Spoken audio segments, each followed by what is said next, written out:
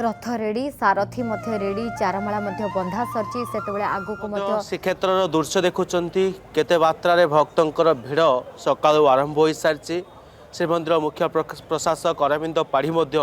रथ चारिपार्श्व बुले स्थिति को समीक्षा कर स्थिति केमती रही जेहेतु महाप्रभुंकर आउ किछि समय अपेक्षा रोचे महाप्रभुंकर पहंडी आरंभ हो आम नाकचना द्वार सम्मुख रहीचु जो महाप्रभु पहंडी आसवे आ रथरे विराजमान करेंगे आम दृश्य देखुलु जे मुख्य प्रशासक अरविंद पाढ़ी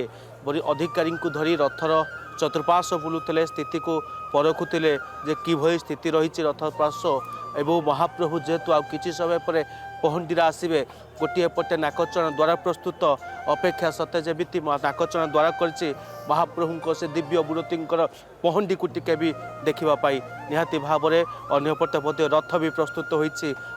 चारबाला बंधा सरी अपेक्षा केवल महाप्रभु को समस्ते भक्त अपेक्षा करचंती रथ अपेक्षा करचंती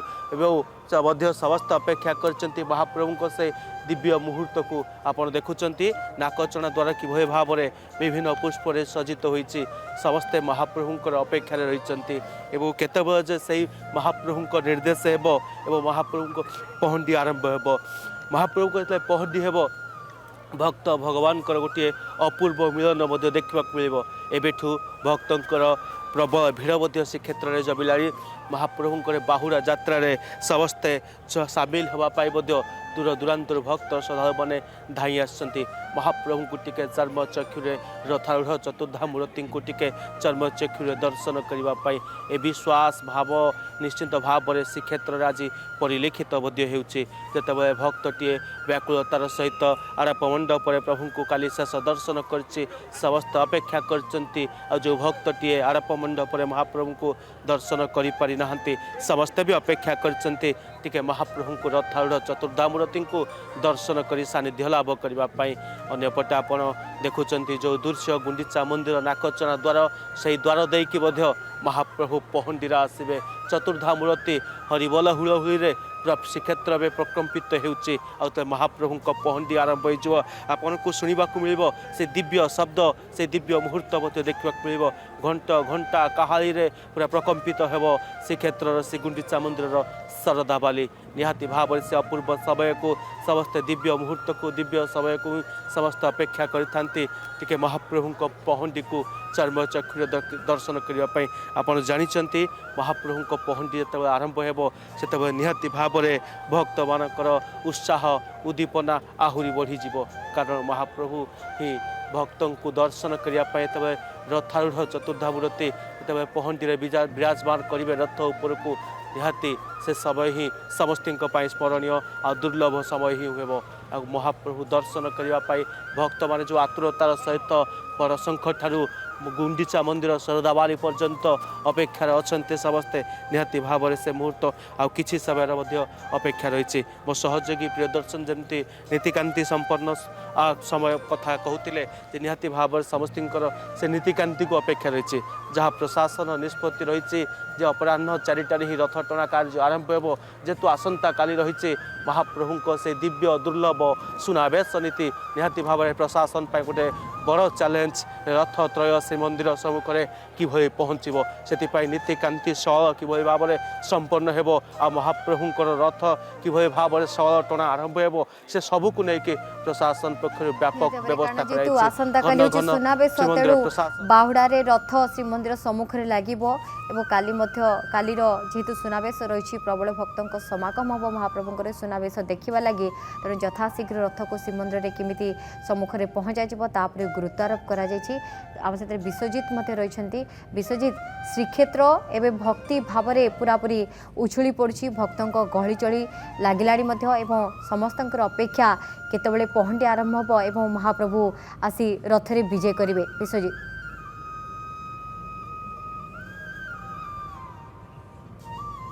निश्चित भाव में देखो आज हूँ पवित्र बाहुड़ा यात्रा एवं मु रही नाकचना द्वार निकट में आपको देखा चाहिए 3 रथ दक्षिण मोड़ हो प्रस्तुत हो सारी एवं जहाँ समय रही 12:30 समय पहंडी आरंभ हो 2टा बेले पहंडी शेष हो जहाँ धार्य समय धार्य आपन किसी दृश्य देखा चाहिए देखो तीन रथ संपूर्ण भाव प्रस्तुत हो सारी भक्त मैंने प्रस्तुत हो सारी आम सका सका देखु पूरा भक्तिमय परिवेश रही शरदा बाली एवं आपन देखिए रथ सामने जो आमर परंपरा रही संस्कृति रही ओडिसी ताकू मध्य परिवेषण करुँच पिलाने एवं आपन देखिए पूरा पूरी पूरा एबे गोटे आध्यात्मिक बाबा बा गोटे परंपरा जमती आमर गोटे रही बड़ दांडरे लोकों सब गहली चहली लगे किंतु आज आपन देखिए आहरी गहली चहली कहीं आज जिते पाग अनुकूल देती लोक मानकर भिड़ बढ़ुची धीरे धीरे सका देखिए 6टा रू 6:30 समय होती किंतु ता भीतर भिड़ धीरे धीरे बढ़ुची आपड़ देखिए रथ 3टी जो प्रस्तुत हो सारी 12:30 समय पहंडी आरंभ हो 4टा समय रथ टणा हेब बोली जहाँ समय धार्य कर दृश्य देखा चाहिए मो पछपटर दृश्य जो भक्त मैंने रही से सका आसिक पहुँची सारी से अपेक्षा कर रही केतले महाप्रभु को टिके दर्शन करेंगे चर्म चक्षुरे दर्शन करेंगे जेहेतु 12:30 समय रही पहंडी आरंभ हो किंतु प्रशासन एवं सुधा आम देखा चारमाड़ लगा सरी पहंडी शीघ्र करने चेष्टा चलुची कारण आसंता काली जेहेतु सुनावेश रही सुनावेश जो नीतिकांति गुड़िक रही ठीक समय हो बोली आज सिंहद्वार सामने रथ पहुँचब जहाँ धार्य करा जाइछि समय अनुसार आज पहुँचब रथ आपन देखिए जो भक्त मान रही से सका अपेक्षा कर रही 3 रथ सामने आम आउ कि प्रतिक्रिया नहीं जा जो भक्त मैंने अपेक्षा कर रही निश्चित भाव में केते अपेक्षा रही महाप्रभु को देखिए प्रभु को देखापी आम मन व्याकुल है सही महाप्रभु जगन्नाथ बलभद्र सुभद्रा को आज बाहुड़ा यात्रा दर्शन कले कुटिया जन्मर फल लाभ जावत गोविंद चरण ये जीवन अपस शरण तावत आत्मा नहे सुखी निरते तापत्र रुखी मनुष्य जन्मे लाभ जेबे गोविंद करे बाबू आनंदे बोल हरि हरि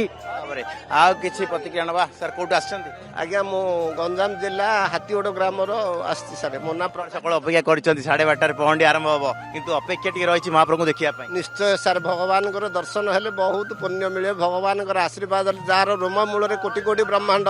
जात होची से प्रभुंर पदार बिंदर पाइबा ऋषि मुनि माने त्रेतया जुग आरंभ करी सत्य जुग आरंभ करी भगवान को पाइबा मैंने केते जुग जुग धरी सहस्र वर्ष धरी तपस्या कले प्रभु मिलवा कष्ट काली आसिलु गोटे मिनिटारे प्रभु दर्शन हो पारानी भाई जय जगन्नाथ जय मन अफसोस रही भगवान दर्शन हो पारानी आज अपेक्षा रही दर्शन करने सर कौट भद्रक आज्ञा पहंडी बेले देवी बहुत अपेक्षा रही दर्शन तो भगवान को कले एत खुशी आम बहुत श्रद्धा अपेक्षा कर देखो केते भिड़ जमी बहुत खुशी बहुत बढ़िया लगुच आम शुणुले भक्त मान प्रतिक्रिया केते अपेक्षा रही देखा टे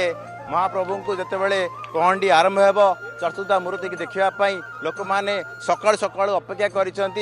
आज पाग अनुकूल देती निश्चित भाव में आज आहरी भिड़ बढ़ा आप देखिए लोकारण्य हो बड़दाण्ड और शरदा बाली तेणु लोक मैंने अपेक्षा करते महाप्रभु बाहर दर्शन करेंगे